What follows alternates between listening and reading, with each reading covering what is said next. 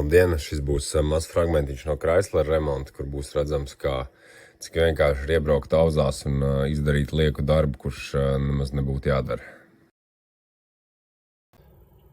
Tā, nu papildus termostats ir ielikts, bet ne par to šis mazais sižets. Ir tāda lieta, ka es izbraucu, viss ok, bet gribējās pārbaudīt ventilators, vai darbojās. Palaižu mazo ātrumu, palaižu lielo ātrumu, un lielais ātrums nospiež aktivizēt. Dzird, ka noklikšķi relais, bet nekas nenotiek. Nu, pirmā doma, kaut kur ir problēma. Es jau sāku rakāt tos relais, čambīt, kurš ir atbild pa kur.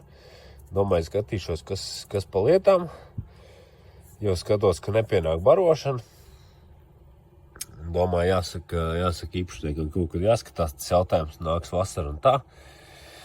Bet izrādās ir nedaudz āķīgāk, kas patiesībā sakot var novest pie diezgan stulbas situācijas un iztērēt lieki laiks, meklējot problēmas, kuras nemaz nav.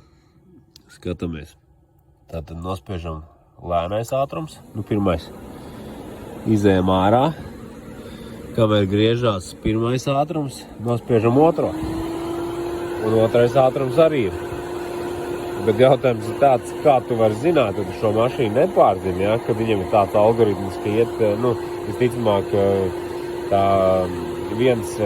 viens relejs padod nākamajam to barošanu uz šiem te kontaktiem. Ja to nezinu, tad reāli nodarbojās ar problēmas meklēšanu, kuru nemaz nav.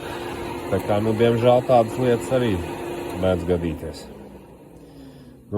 Šoreiz noveicās.